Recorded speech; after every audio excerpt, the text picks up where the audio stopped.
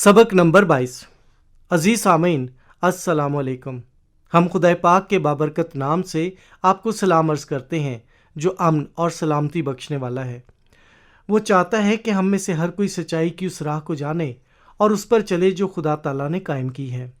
अगर उस इंसान को अब्दी अमन और ताकि उस इंसान को अब्दी अमन और दायमी सलामती हासिल हो। हमें खुशी है कि आज हमें सच्चाई की राह के नाम से प्रोग्राम पेश करने की सआदत हासिल हुई। तौरात का मुताला करते हुए हमने पैगंबर खुदा हज़रत इब्राहिम के बारे में बड़ी अहम और अजीब कहानियाँ सुनी। आज हम इब्राहिम की ज़िंदगी के सबसे ज़्यादा अहम और मशहूर कहानी को सुनेंगे जो बिल्कुल सच्ची कहानी है। तबस्की इब्राहिम की कुर्बानी की कहानी है। इस लफ्ज़ तबस्की के क्या मानी है? ये लफ्ज़ अफ्रीकी ज़ुबानों में इस्तेमाल होने वाला अहम लफ्ज़ है और फ़ेल के तौर पर इस्तेमाल होते हुए इसका मतलब होता है ज़ियाफ़त में बर्रा ज़िबा करना। इसम के तौर पर इसे इस्तेमाल करते हुए इसके मानी है ईद उल अज़हा, जो हमारे मुसलमान भाइयों की ईद है और ये हज़रत इब्राहिम के बेटे की कुर्बानी की याद को ताज़ा करती है। पिछले सबक में हमने सीखा कि खुदा ने इब्राहिम से वादा किया था कि मैं उसे बेटा दूंगा, तो खुदा ने इब्राहिम और सारा को बुढ़ापे में बेटा दिया। इस तरह उसने अपने वादे की तकमील की। उनके बेटे का नाम इसहाक था। खुदा ने इब्राहिम से वादा किया था कि वो उसकी नस्ल से एक कौम पैदा करेगा जिसके वसीले से दुनिया की तमाम कौमें बरकत पाएंगी। हमने ये भी देखा कि हज़रत इस्माइल और उसकी माँ हाजरा ने किस तरह इब्राहिम का घर छोड़ा और वो मिस्र की तरफ चल पड़े ताकि वहाँ जा बसे, और घर में सिर्फ इसहाक रह गया जो वादे का फर्जंद था और वादे के मुताबिक पैदा हुआ। एक दिन खुदा पाक ने इब्राहिम को हुक्म दिया कि वो अक्ल को दंग कर देने वाला मुश्किल काम करे। तौरात शरीफ की किताब पैदाइश के 21वें बाब में बताया गया है, इन बातों के बाद यूं हुआ कि खुदा ने इब्राहिम को इज़माया और उसे कहा, ए इब्राहिम। उसने कहा, मैं हाजिर हूँ। तब उसने कहा कि तू अपने बेटे इसहाक को जो तेरा इकलौता है और जिसे तू प्यार करता है साथ लेकर मोरिया के मुल्क में जा और वहाँ उसे पहाड़ों में एक पहाड़ पर जो मैं तुझे बताऊंगा सोख्तनी कुर्बानी के तौर पर चढ़ा। क्या खुदा इब्राहिम से क्या कह रहा था? वो इब्राहिम को हुक्म दे रहा था कि वो अपने प्यारे और इकलौते बेटे को दूर दराज पहाड़ पर ले जाए और उसे सोख्तनी कुर्बानी के तौर पर चढ़ाए। ऐसा करना कैसे मुमकिन था?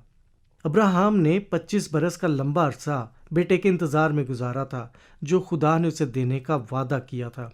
अब खुदा उसे उस बेटे को कुर्बान करने को हुक्म दे रहा था। तो इब्राहिम ने खुदा को क्या जवाब दिया? क्या उसने खुदा के हुक्म के खिलाफ कोई बहाना बनाया? क्योंकि ऐसा हुक्म मानना एक इंसान के लिए कितना ही मुश्किल है। खुदा का कलाम बयान करता है कि तब इब्राहिम ने सुबह सवेरे उठकर अपने गधे पर 4 जमा कसा और अपने साथ 2 जवानों और अपने बेटे इसहाक को लिया और सोख्तनी कुर्बानी के लिए लकड़ियां चीरीं और उठकर उस जगह को जो खुदा ने उसे बताई थी रवाना हुआ। 3 दिनों तक इब्राहिम, उसका बेटा और वो 2 नौकर उस पहाड़ की तरफ मुंह करके चलते गए जो खुदा ने उन्हें बताया था। इब्राहिम ने जहां अपने बेटे को ज़िबा करके जलाना था, जैसे जैसे वो मुकाम करीब आता गया, इब्राहिम के दिल की धड़कनें तेज़ होती गईं, जैसे अभी उसका कलेजा फट जाएगा।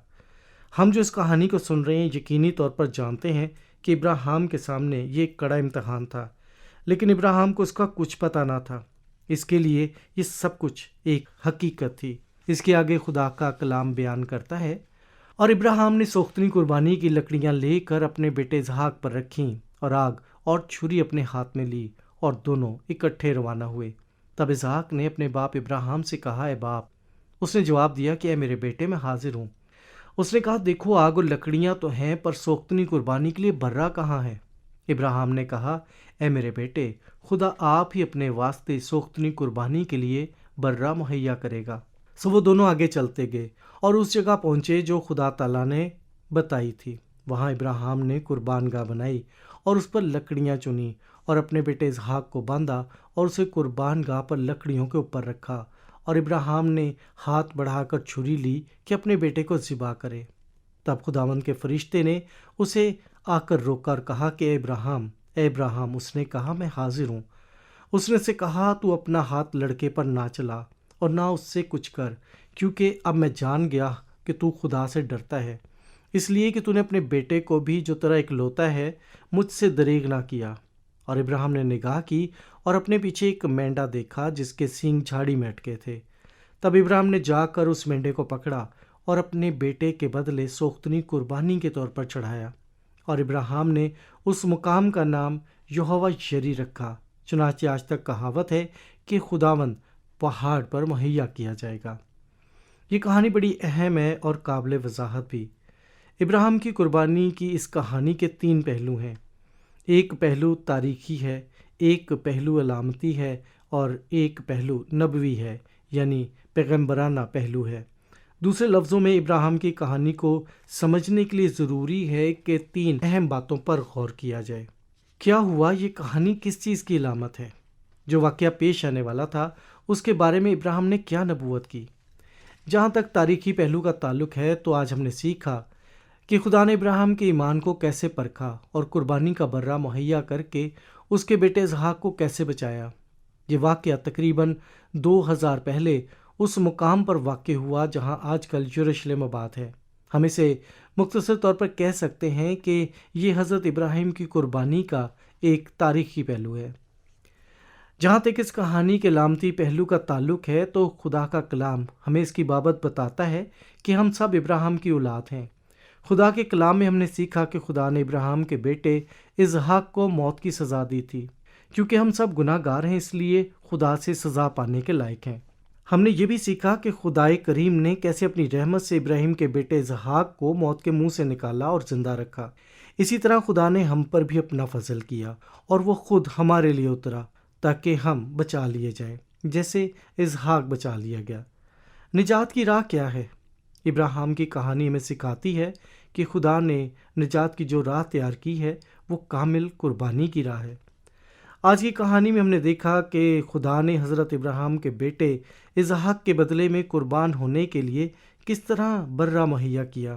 صرف اس کے سینگ ہی جھاڑی میں اٹکے تھے اور سارا برہ بے داغ تھا۔ اگر برے پہ کوئی زخم یا خراش یا داغ ہوتا تو وہ ابراہیم کے بیٹے کے بدلے میں قربان گاہ پر رکھنے کے لائق نہ ہوتا۔ خدا نے جو برہ مہیا کیا تھا وہ کامل اور بے داغ برہ تھا جو قربانی کے لائق تھا۔ توریت کے پہلے باب کو سیکھتے ہوئے ہم نے وہ نجات کی راہ دیکھی جو خدا پاک نے تیار کی۔ کیا آپ کو یاد ہے کہ وہ راہ کیا تھی؟ آدم اور حوا کی نافرمانی کے بعد اور ان کے گناہ کے بعد خدا نے فیصلہ سنا دیا کہ گناہ کی مزدوری موت ہے۔ خون بہائے بغیر گناہوں کی معافی ناممکن ہے۔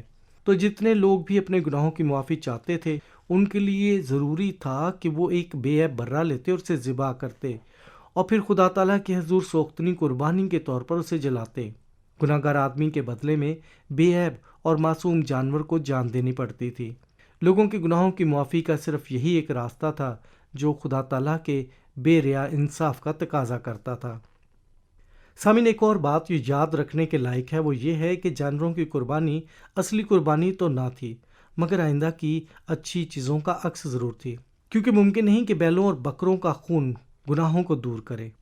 جانوروں کا خون آدمیوں کے گناہ کا کفارہ نہیں ہو سکتا، کیونکہ جانوروں اور آدمیوں کی قیمت میں فرق ہے۔ تو ہم سیکھتے ہیں کہ برہ جو ابراہیم کے بیٹے کی جگہ التار پر چڑھایا گیا وہ اس قربانی کا آئینہ تھا جو زیادہ کامل قربانی آئندہ ہونے والی تھی۔ خدا کا کلام ہمیں سکھاتا ہے کہ جو برہ ابراہیم کے بیٹے کی جگہ قربان ہوا وہ اس پاک نجات دہندے کی نشانی کے طور پر تھا جو دنیا میں آنے کو تھا، تاکہ سب گناہ گاروں کے گناہوں کا کفارہ بنے، تاکہ جو کوئی اس پر ایمان لائے وہ گناہوں کی معافی پائے۔ مختصر بات یہ ہے کہ برے کی قربانی جو ابراہیم نے چڑھائی وہ عظیم اور کامل قربانی کا پیش خیمہ تھی جو دنیا کے نجات دہندے نے آ کر پیش کرنی تھی، جس کا وعدہ خدا کریم نے خود کیا تھا تاکہ گناہ گار اس کا سچا عدل دیکھ لیں۔ اب اس کہانی کا پیغمبری پہلو دیکھتے ہیں۔ آپ کو یاد ہوگا کہ جب ابراہیم اپنے بیٹے اسحاق کو ساتھ لے کر پہاڑ پر جا رہا تھا تو ابراہیم نے اسحاق سے کیا کہا تھا؟ خدا قربانی کا برہ خود مہیا کرے گا۔ آپ کو یہ بھی یاد ہوگا جب اس نے اپنے بیٹے کے بدلے برے کو ذبح کیا اور جلایا تو کیا کہا؟ اس نے اس قربان گاہ کا نام یہوہ یری رکھا، جس کا ترجمہ ہے خدا مہیا کرے گا۔ حضرت ابراہیم نبی نے کیوں کہا کہ خدا مہیا کرے گا؟ اس نے یہ کیوں نہ کہا کہ خدا کی تعریف ہو، خدا نے قربانی کا برہ مہیا کر دیا ہے؟ دوستو، یہ سوال بڑا اہم اور غور طلب ہے۔ ابراہیم نے اس مقام کا نام یہوہ یری یعنی خدا مہیا کرے گا کیوں رکھا؟ اس لیے کہ ابراہیم اس واقعے کے بارے میں پکار کر کہہ رہا تھا جو انہی پہاڑوں پر پیش آنے والا تھا، جہاں ابراہیم کے بیٹے کی جگہ التار پر برہ قربان کیا گیا۔ مختصر بات یہ ہے کہ ابراہیم اعلان کر رہا تھا کہ میں خداوند کا شکر گزار ہوں کیونکہ اس نے میرے بیٹے کے بدلے میں برہ مہیا کیا تاکہ میں اسے قربان گاہ پر قربانی چڑھاؤں۔ تاہم آپ کو بتایا جا رہا ہے کہ ایک روز اسی پہاڑ پر خدا ایک اور قربانی مہیا کرے گا۔ قربان ہونے والا برہ اس میرے بیٹے کی جگہ قربان ہونے والے اور قربان ہونے والا برہ اس میرے بیٹے کی جگہ قربان ہونے والے اور اسے چھری سے اور آگ سے بچانے والے برے سے زیادہ عظیم ہوگا۔ ہاں سامعین، خدا جو قربانی مہیا کرے گا وہ نسل آدم کے گناہوں کی سزا اور ابدی موت ہے اور ہمیشہ کی آگ کا عذاب ہے، اس سے ہمیں بچائے گی۔ خدا پاک اپنا مقدس نجات دہندہ بھیجے گا جو گناہ سے پاک اور بے عیب ہوگا تاکہ وہ گناہ گاروں کے گناہوں کا کفارہ بنے اور جو کوئی اس پر ایمان لائے ہلاک نہ ہو۔ یہ ہے خدا کی خوشخبری جو دنیا کے سب لوگوں کے لیے ہے۔ ابراہیم نے اسی کا اعلان کیا تھا جب اس نے کہا کہ خدا خود ہی برہ مہیا کرے گا۔ ابراہیم کی قربانی کا خلاصہ پیش کرنے سے پہلے ہم میں سے ہر کسی کو معلوم ہونا چاہیے کہ ابراہیم کی پیشن گوئی کے تقریباً 2000 سال بعد جس میں اس نے کہا تھا کہ خدا گناہ گاروں کے بدلے خود برہ مہیا کرے گا، اس کی پیشن گوئی یعنی نبوت پوری ہو گئی۔ اس کے بارے میں آج ہم زیادہ بات نہیں کریں گے، لیکن آپ جو انجیل کی خوشخبری سے واقف ہیں وہ نجات دہندے کی کہانی جانتے ہیں۔ آپ جانتے ہیں کہ وہ نجات دہندہ اس کنواری سے پیدا ہوا جو خدا کے وعدے کے عین مطابق ابراہیم اور اسحاق کے نسل سے تھی، اور اس نجات دہندے کا زمین پر کوئی باپ نہ تھا۔ وہ آسمان سے اترا اور اس میں آدم کے گناہ کا کوئی اثر نہ تھا۔ وہ بالکل بے گناہ تھا، بے داغ تھا، بے عیب تھا، اس لیے وہ کامل قربانی کے طور پر قربان ہونے کے لائق تھا تاکہ وہ آدمیوں کے گناہوں کے بدلے میں قربان ہو۔ جب ہم انجیل کی خوشخبری کو سیکھیں گے تو معلوم ہوگا کہ اس نجات دہندے کا نام یسوع ہے۔ یسوع نام کا مطلب ہے خدا نجات دیتا ہے۔ کچھ لوگ یسوع کو عیسیٰ کہتے ہیں۔ جب ہم انجیل مقدس پر آئیں گے تو ہمیں پتہ چلے گا کہ یوحنا نامی ایک نبی تھا۔ قرآن شریف میں اس کا نام یحییٰ ہے، جسے خدا نے اس لیے بھیجا کہ وہ دنیا کے نجات دہندہ یسوع کی راہ کو تیار کرے۔ ایک دن یوحنا نے یسوع کو اپنی طرف آتے دیکھا تو کہا، دیکھو خدا کا برہ جو جہاں کا گناہ اٹھا لے جاتا ہے۔ مقدس یوحنا نبی نے یسوع کو خدا کا برہ کیوں کہا؟ اس لیے کہ یسوع نے گناہوں کے لیے اپنے خون کی قربانی دینی تھی تاکہ وہ گناہ مٹائے۔ جس طرح ابراہیم کے بیٹے اسحاق کی جگہ برہ قربان ہوا، عین اسی طرح دنیا کا نجات دہندہ آیا تاکہ وہ سب بنی آدم کے گناہوں کو اٹھا کر گناہ گاروں کی جگہ مرے۔ یسوع ہی وہ کامل اور آخری قربانی کا برہ ہے جس کی پیشن گوئی ابراہیم نے 2 سال پہلے کر دی تھی، جس کی پیشن گوئی ابراہیم نے 2000 سال پہلے کر دی تھی کہ خدا خود ہی قربانی کے لیے برہ مہیا کرے گا۔ انجیل مقدس میں ہم دیکھیں گے کہ یسوع نے اپنے دشمنوں کے لیے کس طرح اپنے آپ کو پیش کیا اور انہوں نے اس کے ہاتھوں اور پاؤں میں کیل ٹھونک کر اسے کیسے سولی پر لٹکایا۔ دنیا کے نجات دہندے یسوع نے، جسے خدا نے خود بھیجا تھا، ابراہیم کے قربانی کے برے کے نبوتی نشان اور علامتی نشان کا مطلب پورا کر دیا۔ اسی لیے صلیب پر جان دینے سے پہلے یسوع نے پکار کر کہا، پورا ہوا۔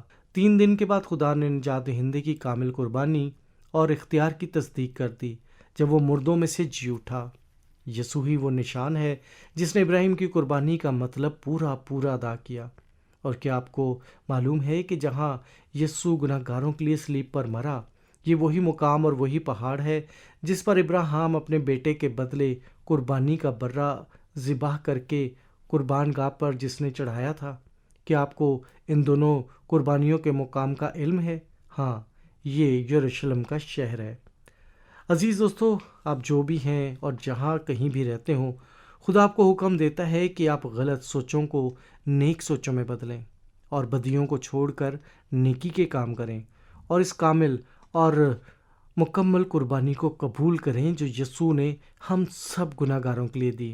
اس لیے خدا کا کلام فرماتا ہے، وہ آپ ہمارے گناہوں کو اپنے بدن پر لیے ہوئے صلیب پر چڑھ گیا تاکہ ہم گناہوں کے اعتبار سے مر کر راست بازی کے اعتبار سے جئیں، اور اسی کے مار کھانے سے تم نے شفا پائی۔ آج ہم نے دیکھا کہ ابراہیم کے بیٹے اسحاق نے اس قربانی کو قبول کیا جو خدا تعالیٰ نے اس کے بدلے مہیا کی۔ آپ کا کیا خیال ہے؟ کیا جو قربانی خدا نے آپ کے لیے مہیا کی ہے، آپ نے اسے قبول کیا ہے؟ آپ نے پروگرام سنا، آپ کا بہت شکریہ۔ موریا پہاڑ پر جو ابراہیم نے کہا تھا، اس پر غور کریں اور برکت پائیں۔